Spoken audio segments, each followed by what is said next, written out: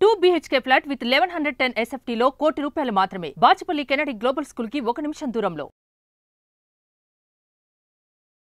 నమస్తే, welcome back to Suman TV. నేను మీ సంజయ్. ఈరోజు మనతో పాటు ఉన్నారు amphi register mutual fund distributor మరియు ఇన్సూరెన్స్ ప్లానర్ శ్రీనివాస్ రెడ్డి గారు. ఆయనతో మాట్లాడి కొన్ని విషయాలు తెలుసుకుందాం. నమస్కారం సార్. నమస్తే సంజయ్. మేజర్గా చూస్తుంటే చాలా చోట్ల క్రెడిట్ కార్డ్ యూసేజ్ ఎక్కువ అవుతుంది. ఇప్పుడు ఆన్లైన్లో ఆఫర్స్ ఏమైనా ఉన్నాయి, షాపింగ్ యాప్స్ ఇవన్నీ చాలా వచ్చేసినాయి, ఆన్లైన్ యాప్స్. అందులో ఎక్కువగా క్రెడిట్ కార్డ్సే ఆఫర్స్ ఉన్నాయి. అవును. ఇందువల్ల కానీ క్రెడిట్ కార్డ్ యూసేజ్ బాగా ఎక్కువ పెరుగుతుంది. అవును. ఇప్పుడు దానివల్ల క్రెడిట్ కార్డ్ యూజ్ చేయడం వల్ల అడ్వాంటేజెస్ ఏంటి, డిసడ్వాంటేజెస్ ఏంటి, అసలు క్రెడిట్ కార్డులో ఎన్ని రకాలు ఉన్నాయి, కొద్దిగా మాకు డీటెయిల్గా ఎక్స్ప్లెయిన్ చేస్తారండి.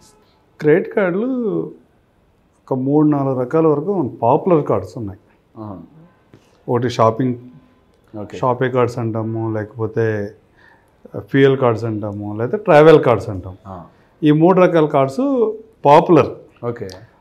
కాకపోతే క్రెడిట్ కార్డు వాడాలా వాడొద్దా అంటే, మీరు మ్యూచువల్ ఫండ్ ఇన్వెస్టర్ అయితే మీ చుట్టుపక్కల వాళ్ళందరూ కూడా క్రెడిట్ కార్డులు వాడాలి. అదేంటి సార్, దానికి ఇంకేంటి మధ్యలో ఏం కొంటారు క్రెడిట్ కార్డుతో? క్రెడిట్ కార్డ్ అంటే మ్యాక్సిమం యూస్ అయ్యేది గ్రాసరీస్. మూవీ కొంటారు, మూవీకి వెళ్తారు, పీవీఆర్ స్టాక్ పెరిగిద్ది. ఓకే.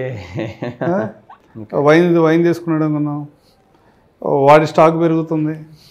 లేకపోతే మొబైల్ ఫోన్ కొన్నాడు, వాడి స్టాక్ పెరుగుతుంది. కంపెనీ స్టాక్ పెరిగితే అది సొసైటీకి ఉపయోగమే. ఓకే. ఇన్ పర్సన్ అతనికి ఉపయోగమే కాదా అంటే ఇట్స్ డిబేటబుల్. నీ దగ్గర ఒక 10 లక్షల రూపాయల కార్డు ఉంది, నీకు అర్జెంట్ ఎమర్జెన్సీ ఏదైనా వచ్చింది, హాస్పిటల్ ఎమర్జెన్సీ కావచ్చు, XYZ ఏదైనా పిల్లల ఫీజు కట్టాలి, ఇంకోటి ఇమీడియట్గా నువ్వు ఎవరి దగ్గరికి వెళ్లకుండా ఇమీడియట్గా కార్డ్ స్వైప్ చేసి నువ్వు నీ అవసరాన్ని తీర్చుకోవచ్చు. ఓకే. కొన్ని సందర్భాల్లో అదే కట్ అవుతుంది. అవును sir.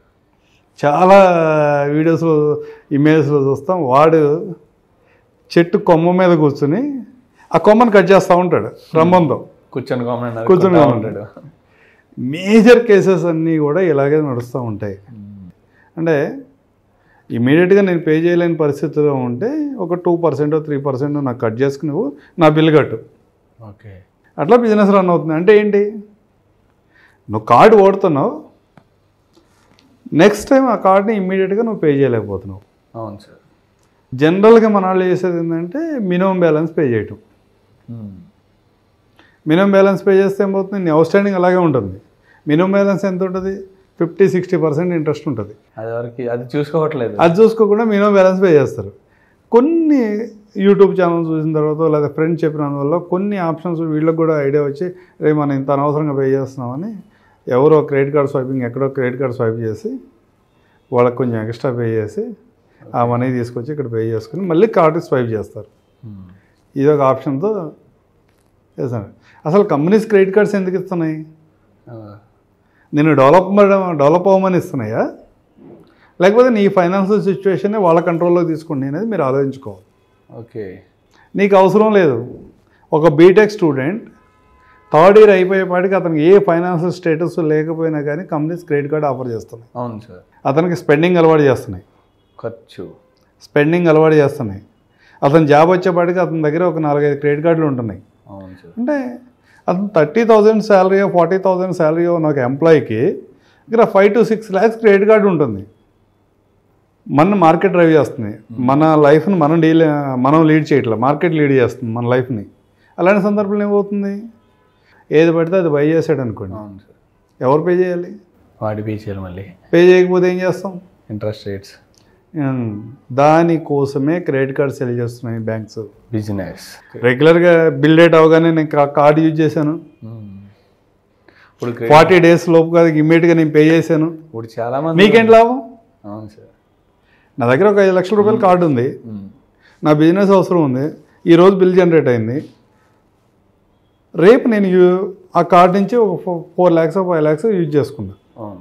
With in the 40 days కనుక నేను పే చేస్తాను, రీపేమెంట్ చేస్తే నాకేమీ సింగిల్ రూపీ కూడా ఎక్స్ట్రా ఛార్జ్ పడదు. ఒకవేళ కట్టలేకపోతే ఏదో సందర్భంలో యాంగ్జైటీతోనో లేకపోతే అవసరంతోనో వాడకపోతాడా, మనకి ఎక్స్ట్రా ఇంట్రెస్ట్ పే చేయకపోతాడా, బిజినెస్ మోడల్. అంతేకాకుండా సార్ ఇప్పుడు ఇయర్లీ మెయింటెనెన్స్ ఛార్జెస్ కూడా కట్ అవుతాయి అనుకుంటా సార్. ఇయర్లీ మెయింటెనెన్స్ ఛార్జెస్ ఇవాళ ఉన్న కట్టలో చాలా తక్కువ. మన వాళ్ళందరూ కూడా ఓవర్ స్మార్ట్, ఆ ఇబ్బంది ఏం లేదు. ఇయర్లీ మెయింటెనెన్స్ ఛార్జెస్ ఉన్న కార్డ్స్ 90% మన వాళ్ళు వాడరు. కాకపోతే కార్డ్ని ప్రాపర్గా వాడేవాళ్ళు కూడా ఉంటారు. నీ దగ్గర ఒక 2 లక్షల రూపాయల కార్డు ఉండి నువ్వు మంత్లీ ఒక 50,000 రూపాయలు కనుక యూజ్ చేస్తా ప్రాపర్గా వాడితే నీ ఫైనాన్షియల్ ప్లానింగ్ అయిపోయింది, నీ రిటైర్మెంట్ ప్లాన్ అయిపోయింది. క్రెడిట్ కార్డుతో కూడా. ఎక్స్ అనే పర్సన్ అన్ని క్యాష్తో కొంటున్నాడు, వై అనే పర్సన్ అన్ని క్రెడిట్ కార్డు వాడుతున్నాడు. 40 డేస్లో పే చేస్తున్నాడు. 50,000 రూపీస్ స్కూల్ ఫీజు కట్టాలి, లేదా గ్రాసరీస్ కొనాలి, ఏదో ఉండాలి. ఎక్స్ అనే పర్సన్ అతను క్యాష్తో వాడేశాడు, బై చేసుకున్నాడు, వెళ్ళిపోయాడు, ఏ టెన్షన్ లేదు. వై అనే పర్సన్ ఆ మనీని బ్యాంక్లో ఉంచుకున్నాడు, 40 డేస్ తర్వాత పే చేశాడు. ఓకే, ఏమైంది? లాస్ అయితే ఏం లేదు. లాస్ లేదు. కొంచెం ఎక్స్ట్రా యాక్టివిటీ చేయగలిగితే ఆ 50,000ని మ్యూచువల్ ఫండ్లో లిక్విడ్ ఫండ్స్ అని ఉంటాయి, వితౌట్ రిస్క్, 250 రూపాయల నుంచి 300 రూపాయలు ఎక్స్ట్రా గెయిన్ చేస్తాడు. ఖచ్చితంగా. సేవింగ్ బ్యాంక్లో ఉన్నా కానీ 7% రిటర్న్ ఇస్తున్నాయి. వాటిలో వేసినా కానీ ఆ 50,000 రూపీస్కి 40 డేస్లో ఒక 300 రూపాయలు, 400 రూపాయలు, 250 to 300 రూపీస్ ఇంక్రీజ్ అవుతుంది. సంవత్సరంలో ఎంత పెరుగుతుంది? 2,500 నుంచి 3,000 కదా. ఒక 30 years పిల్లాడు ఎట్లాగే చేసుకుంటూ వెళ్ళాడు, సంవత్సరం మొత్తం మీద 2,500 రూపాయలు ఎర్న్ చేసి ఎక్స్ట్రా సంపాదించాడు అనుకుందాం క్రెడిట్ కార్డు మీద. ఆ 2,500 ఒక 10 సంవత్సరాలు కంటిన్యూగా ఇన్వెస్ట్మెంట్ చేశాడు. తర్వాత ఒక 30 సంవత్సరాలు మర్చిపోయాడు. Only 2,500 per annum, per yearly 2,500 ఒక 10 years ఇన్వెస్ట్ చేశాడు. తర్వాత ఒక 30 సంవత్సరాలు మర్చిపోయాడు. అంటే 20 years పిల్లాడు 30 years వరకు చేశాడు, 30 నుంచి 60 వరకు వదిలేశాడు. ఆ ఇన్వెస్ట్మెంట్ ముట్టుకోలే. అతని వాల్యూ ఎంతో తెలుసా? 38 lakhs. క్రెడిట్ కార్డ్తో కూడా డబ్బులు సంపాదించాను. క్రెడిట్ కార్డ్తో కూడా నీ రిటైర్మెంట్ సెట్ చేసుకోవచ్చు. కానీ ఆ ప్రాసెస్ అనేది ప్రాపర్గా చేయగలగాలి. కానీ ఎంతమంది చేస్తున్నారు క్రెడిట్ కార్డ్తో ఈ విధంగా చేసేవాళ్ళు ఉన్నారంటే less than 1%. పాజిటివ్ ఉంటుంది, నెగిటివ్ ఉంటుంది. మనం వేరే వాళ్ళ మీద డిపెండ్ అవసరం లేదు, అవసరానికి మాత్రమే ఉండదు. క్రెడిట్ కార్డు బిల్లు పే చేయలేకపోతే సిబిల్ స్కోర్ కూడా ఎఫెక్ట్ అవుతుందని చాలామంది అంటున్నారు.